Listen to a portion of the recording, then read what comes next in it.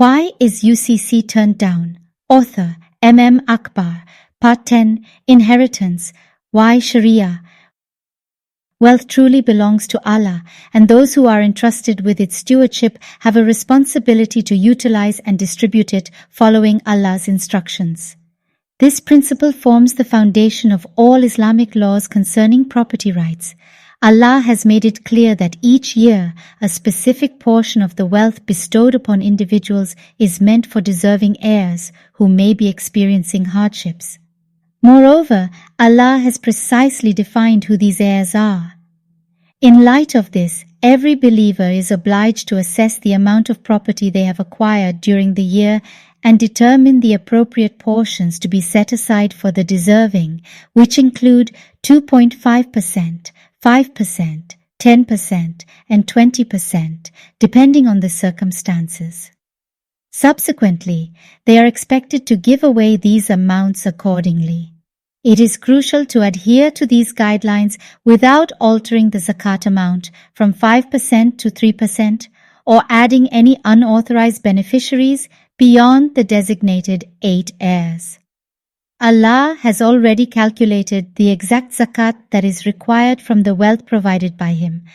Therefore, it is the duty of believers merely to carry out the calculations and fulfill the obligation accordingly.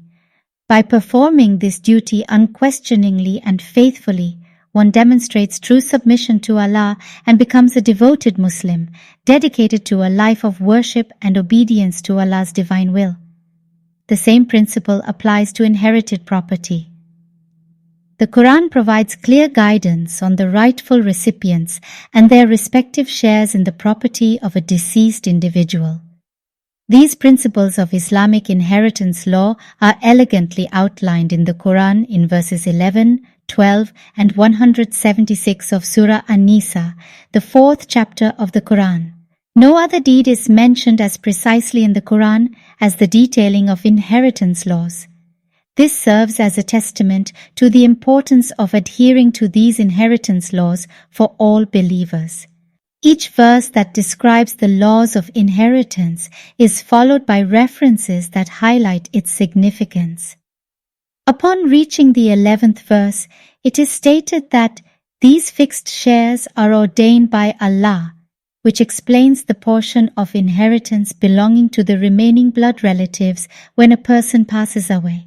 The 12th verse emphasizes the rights of conjugal relations and the distribution of shares among others, stating, "This is a commandment from Allah."